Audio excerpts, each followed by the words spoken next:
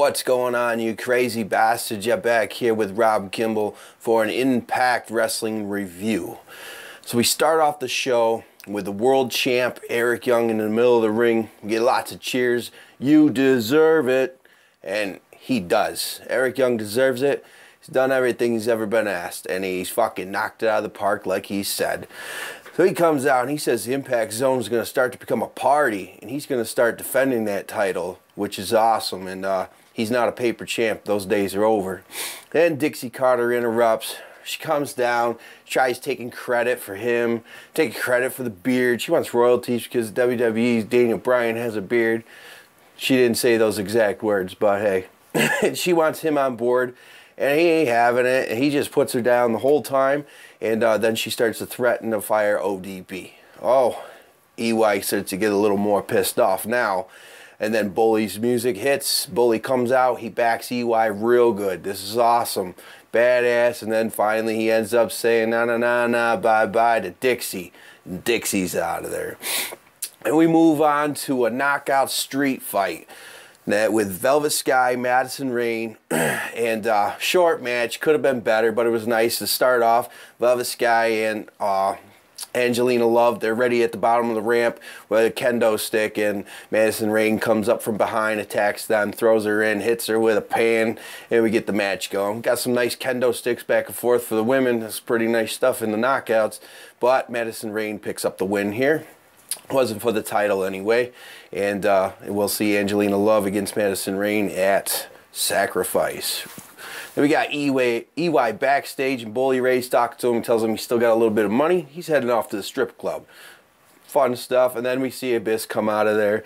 And Abyss, he confronts EY and tells him, he said, you're going to defend that belt. Why don't you do it? And EY, he says, okay. After Abyss thinks that he's going to say no. And EY says, I didn't say no. He said, how about tonight? Monsters Ball match. And Abyss thinks that he's just fucking straight out crazy. And EY says, you'll find out. Alright, we move on to Spud and EC3. EC3's coaching Spud into not having any fear of Willow. And these two together are just amazing. Love the two together. Every minute that they're on screen's gold. It's great stuff. The MVP's out in the ring, congratulating EY. And I like all the video packages they have of EY through the whole show. Some of the stuff they had at Impact 365, good stuff.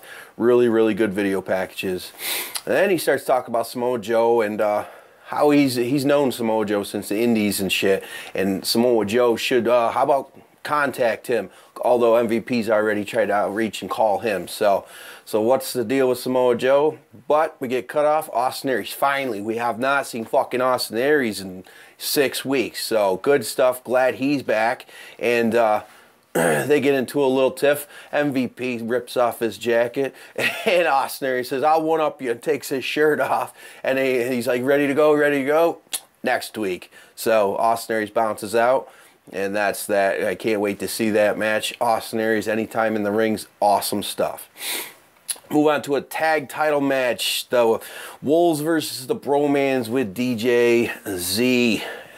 And I'll tell you what, fucking Wolves are dynamite. Some of the tag combinations are awesome. And in the same sense, Bromans are really good too. They are a great heel team. They have matching tights. They work well together. They have the same type of aura about them, and it just works really good. I love the heel tactics that they do, and they keep retaining their belts. So here you get a DJ Z comes in, smashes his laptop over the head, catching the DQ, and that's that. They keep the belts, and when the payoff comes, it's going to be fucking great. So Wolves, though, shine.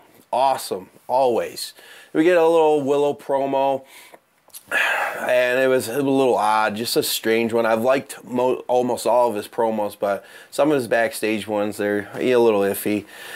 And then more EY videos again, like they were all great. Just the triumphant win and how many years he spent doing this, because this is what he's always wanted. He's not just a comedian. He's actually a beast. Look at him, the guy's jacked.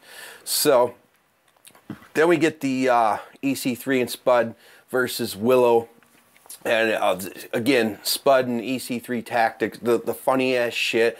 Spud's trying to raise his hand, EC3 keeps popping it down. So anyway, pretty quick match, and Willow picks up the win with Twist of Fate on Spud. But EC3 wasn't having it, which is weird because he was right there. He could have bounced up. Maybe he didn't want to. He just wanted to attack Jeff Hardy and try to eliminate him. And anyway, as he's doing so, Kurt Angle hits the ring and hits him with a German suplex on EC3. EC3 bounces out. And then we get Kurt Angle going on with, he's going to have a match with him. And I'm assuming that it's going to be a body bag match because that's what he called out. So we'll see that probably at Sacrifice. It'll be good to get this match between the two.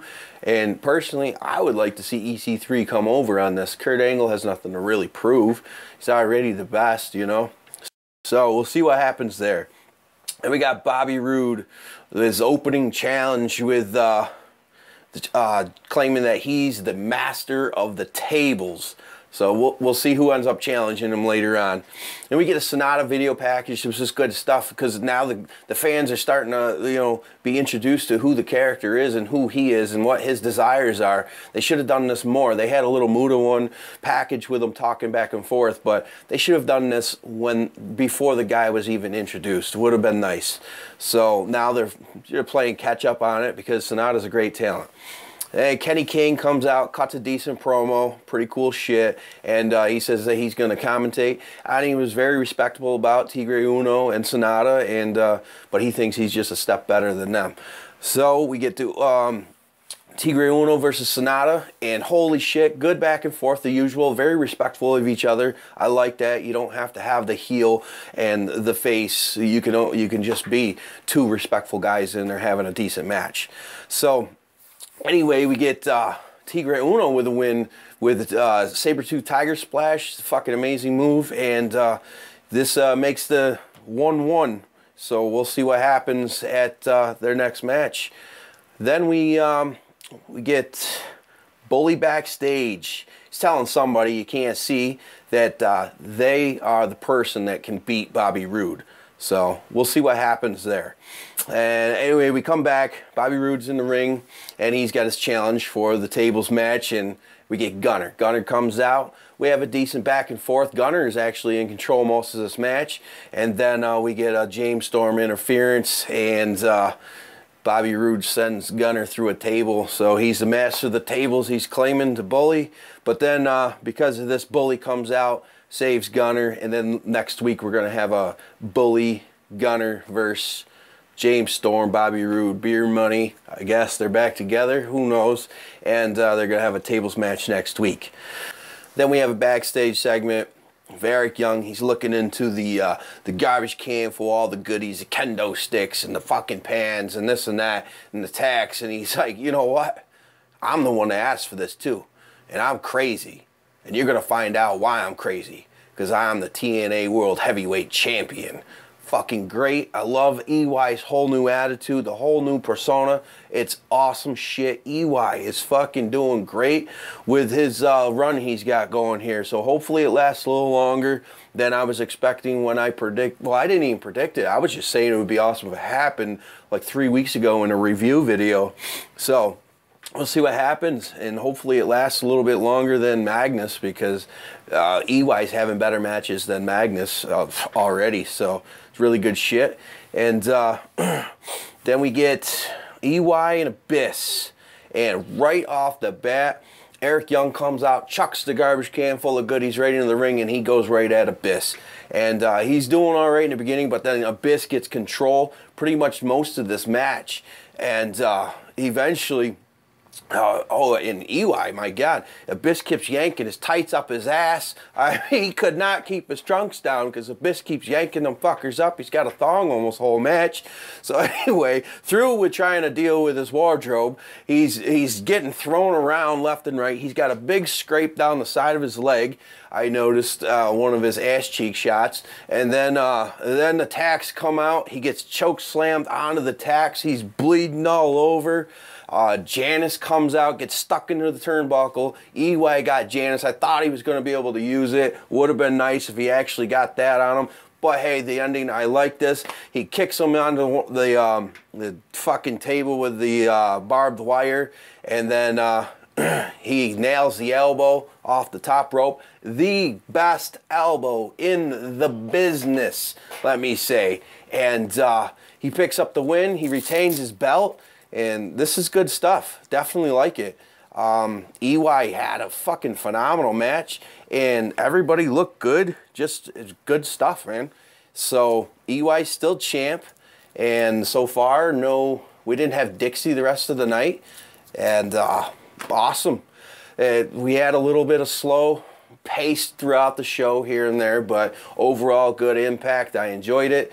And all I got to say is read between the lines. God damn, I hope Bad Influence comes back. Hopefully they come back. Sign them back. Okay, guys? You can follow me on Twitter at Rob Kimball Brand. And let's help my buddy Andre Corbiel get his YouTube channel back. Anytime you are watching a wrestling show, use the hashtag reinstate Andre Corbiel. Guys, do that. It'd be awesome. He deserves it. He is a very knowledgeable, passionate wrestling fan, and he does a lot for all of you guys. So until next time, peace.